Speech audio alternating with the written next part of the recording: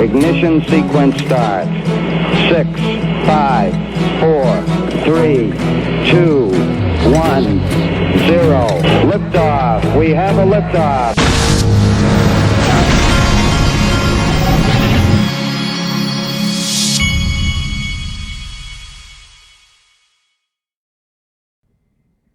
Hey everybody, this is the Digital Asset Investor. And if you hear the sound of like an organ playing and like in the background, what it is I've been watching the movie Interstellar with Matthew McConaughey. Great movie if you haven't seen it. But I've been watching that with my son, and I finally told him, I said, look, you can go back in the bedroom and watch it because I've got to do this video. The things I do for you. I love the ending of Interstellar, and I'm missing it right now to do this video, but that's okay. I'll make him watch it again, and he'll complain as he does, but that's okay. Check this out. Bank of America strategist predicts gold could reach $2,500 an ounce in 2023. I predict gold could reach untold amounts with everything that's going on, but we shall see. Now watch this. This is a guy on Stansberry Research. Listen to what he says, because this is the uncomfortable truth. I mean, if you're moving away from dollar dominance to a system based on gold, you're basically deleveraging the system as we know it.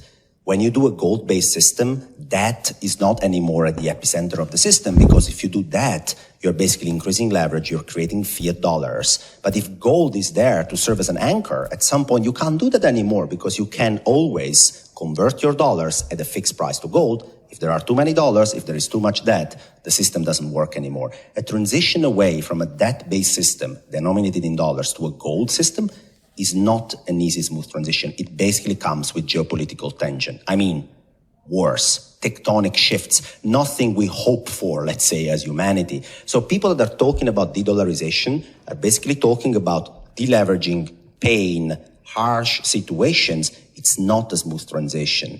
And basically, you're also talking about transitioning of global powers. This is not something that happens smoothly overnight. Yes, it's wars. Bretton Woods 2 and 3.0, what we've been talking about for 5 years on this channel. And remember, gold is money. It's God's money. Now, that's why Glint's one of my sponsors, because I 1000% believe that the transition to this new system is going to involve XRP and it's going to involve gold. I believe there will be, actually, I'll show you a video. The link to Glint, by the way, if you haven't opened a Glint account, is in the top of the description.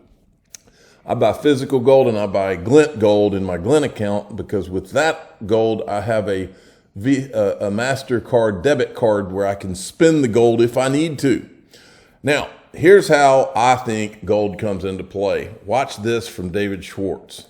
There are also changes that are in the form of new features. One of the features that I think is very exciting is a feature that would allow people to launch, well, stablecoins are the obvious use case, but it's not just stablecoins. It's essentially assets pegged to some external value. Features similar to that exist on other systems, but the interesting thing about this is that the liquidity is guaranteed by the Ledger account. So people will be able to create tokens that are pegged to gold on the XRP Ledger. Okay, I think there's been a lot of conversation, but people, you can't peg gold to XRP. Well, that's true, but you can't. But you can build a token on the XRP Ledger pegged to gold. There's been all kinds of fights over that. Now look at this. XRP primed for a 30% surge. Analyst weighs in. Their eGreg Crypto looks like he's gone mainstream. He's being covered in these in some of these articles now. So good for him. I love his optimism, and I love how he comes up with all these funny terms for charting and all. Okay, now I wanted to reiterate this because I think that it was missed how huge this video is. Right now, you have Coinbase and you have the entire crypto industry, and they're wanting to fight the SEC. But we can never forget, it wasn't just the SEC; it was the SEC and the CFTC that were behind trying. You can look, if you listen, you can hear in the background Interstellar. It's not the organ; it's different. The different music. But anyway, it's important to remember that the CFTC and the SEC got together and they tried to engineer a monopoly for Bitcoin and Ethereum. And many, I would say 70, 80% of the crypto industry, including the crypto media and the pundits and all, they were in on it. They all knew, they thought they had a monopoly for Bitcoin and Ethereum. This guy admits it right here. He was one of the guys that was working on the Brooklyn project with Consensus, which is Joseph Lubin's company. They worked on this behind the scenes. So what does it mean to be a decentralized network? So there's an ongoing conversation, both on Twitter and other forums, trying to figure out what that means. And the SEC and other regulators may keep it purposely vague. They may actually not find many of these networks to be decentralized. So that gives the SEC, a bit of power here and the potential to actually become kingmakers or queenmakers or unidentified powerful makers in order to kind of pick and choose which technology we use. Pick and choose which technology to use. These people, they came up with, when the Bill Hinman speech was done, they came up with this, if it's sufficiently decentralized, because then it would not be a security. And they knew that by keeping that, making that vague, throwing that vague thing out, well, if it's decentralized, well, who gets to determine if it's decentralized enough? The SEC. This way they can pick winners and losers. This is what Brad Garlinghouse has been talking about for years. This is what they tried to do.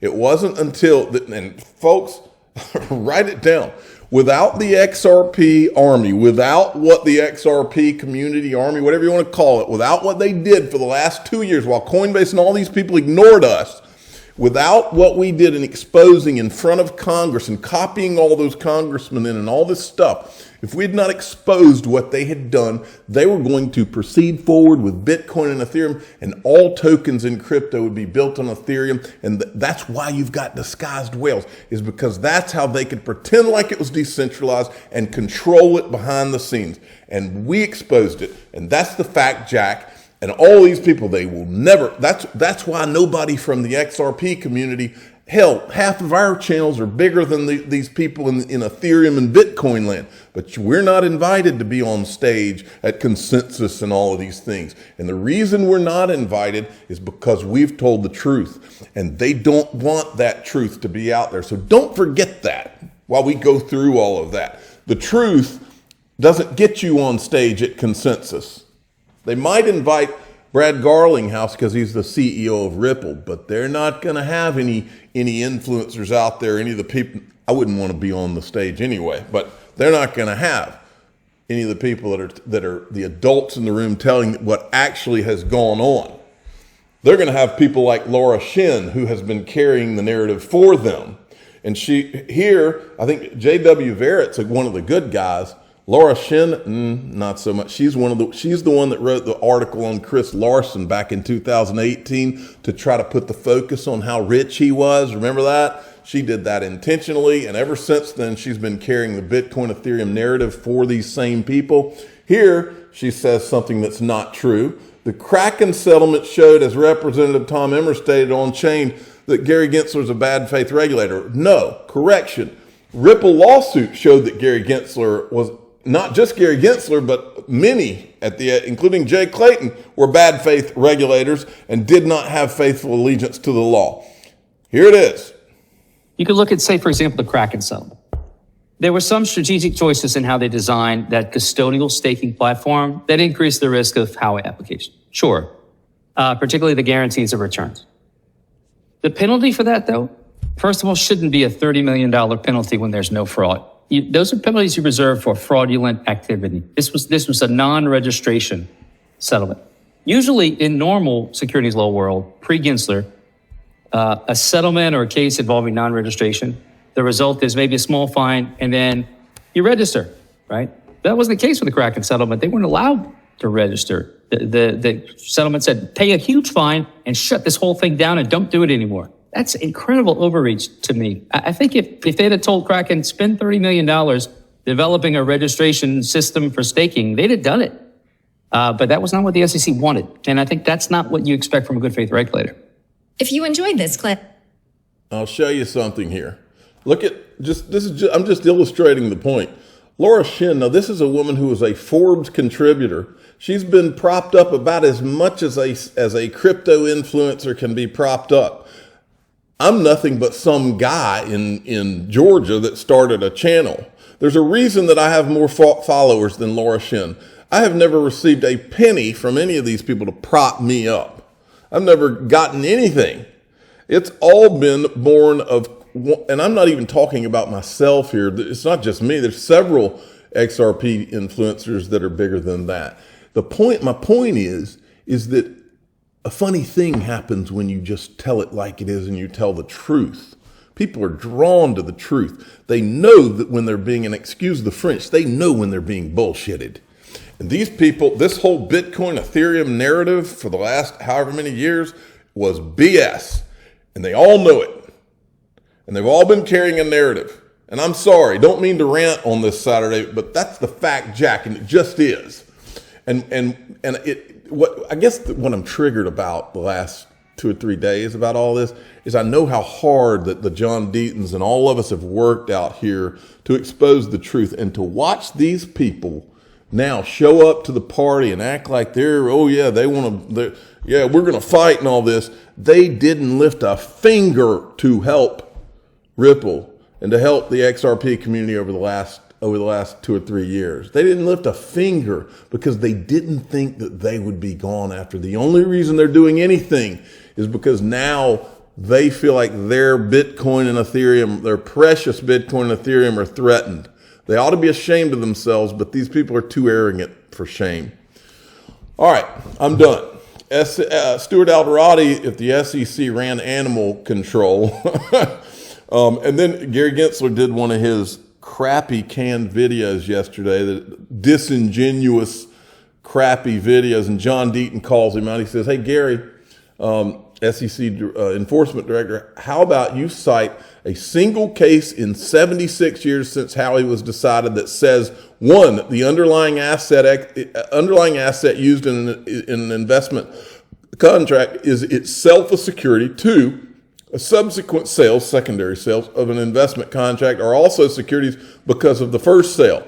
I challenge the SEC to cite one case in U.S. history in XRP holders' amicus brief, and the SEC could not meet the challenge because there's not a single case. And folks, this is why I keep saying, look, I think they're going to look back when this settlement, I think there's going to be a summary judgment by the judge. There's going to be a judgment, and then there's going to be a post-judgment settlement, because Gary is not going to get these two things. And I think it's going to set XRP free, and I think it's going to be interesting.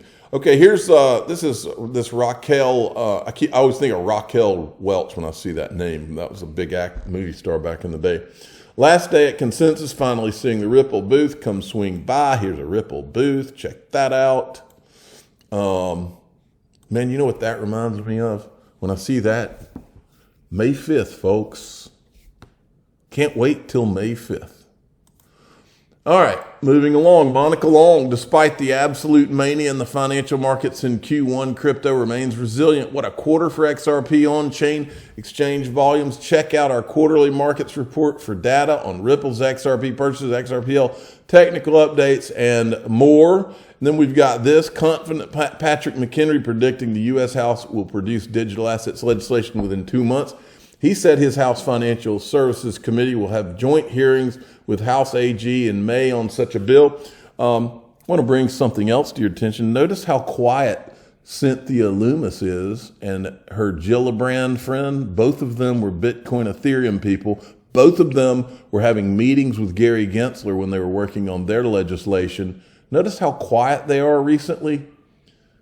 Almost as if they've been told to sit down and shut up because they screwed it up.